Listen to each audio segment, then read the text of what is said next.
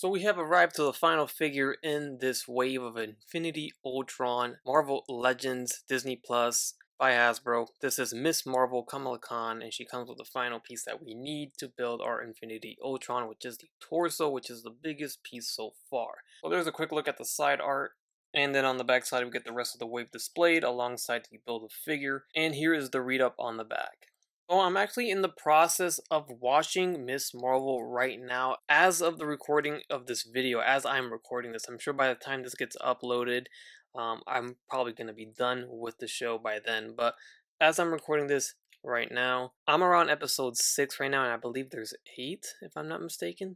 So I haven't gotten to the episode where she gets her final outfit, which is this figure, because I haven't seen her wear this at all.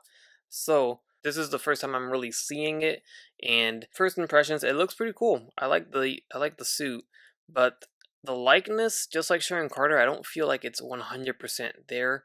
Also, I do feel like the actress or Kamala Khan in the show is a little bit more chunkier, and she seems to be a lot more skinnier in action figure form. But overall, I think this is pretty cool for a Miss Marvel from the MCU.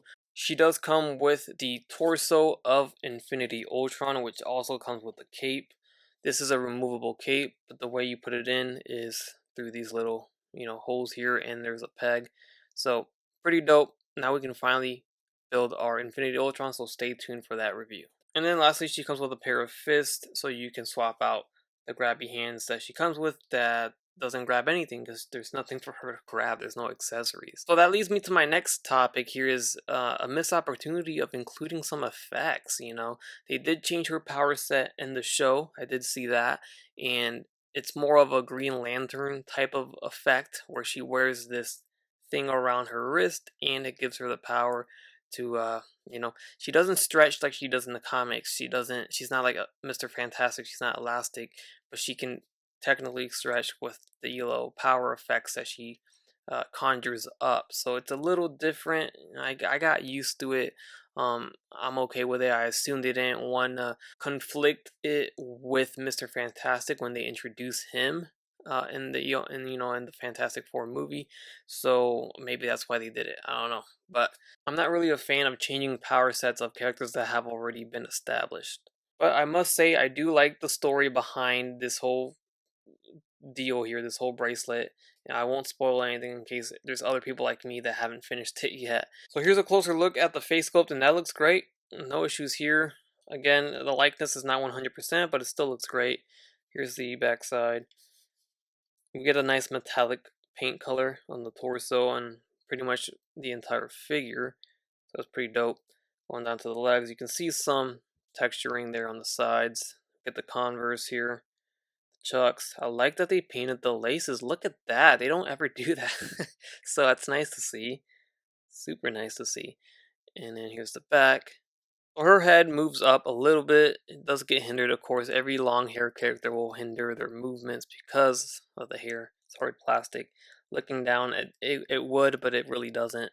Left and right, there's a tilt. Arms will go all the way up, they go all the way down. In and out, no bicep swivel, and we're back to single jointed elbows, just like Sharon Carter. There's a swivel there. Swivel at the wrist with a side hinge on both of the grabby hands, and then we have a torso swivel. Ball joint at the diaphragm joint. There is no waist swivel, but the legs would kick forward if it wasn't for the skirt piece, so that gets in the way. Really not going to kick forward there. In and out, really not going to go in and out because of the skirt piece. So her legs are really hindered. There's a thigh swivel, double jointed knees. Those are pinless. And then we have ankle hinge and ankle rocker at the foot. Alright, and we'll get her next to all of the other figures in the wave, starting off with Sharon Carter. Sharon does stand taller, as she should, since Kamala is 16 years old and not fully grown yet. And here she is next to Kate Bishop, which also does stand taller. And we have Hawkeye, Stephen Grant as Mr. Knight, and Mark Spector as Moon Knight. And of course we have She-Hulk. And there you have it. Really not much else to talk about here. This was a quick one because she doesn't come with much and she's very limited. So unfortunately, she is one of the weaker ones of the wave alongside Sharon Carter. I think she needed to get a little bit of more accessories. Effects would have been perfect to show off her power set. That was a missed opportunity. And what's somewhat irritating is that they even show it on the box. And of course, the limited articulation kind of sucks too, so it's a bit of a bummer. But overall, aesthetically, it does look nice. She's gonna only pose vanilla pose, not really anything you could do dynamically, and that's just how it is with this figure. So keep that in mind when you're thinking about purchasing it. I believe that we could probably get another one. I'm sure the show will continue, and there are other versions of her, like her cosplay suit, that they could definitely make if they decide to take another crack at Ms. Marvel from the Disney Plus show. So with that said, let me know your thoughts down below in the comments section. While you're down there, hit the like button and also consider subscribing if you haven't done so already. Stay tuned for my Infinity Ultron Build-A-Figure review. Now that we have every part to complete him, we will be taking a look at him in my next video. As always guys, take care, take it easy, and I will catch you on the next one. Bye.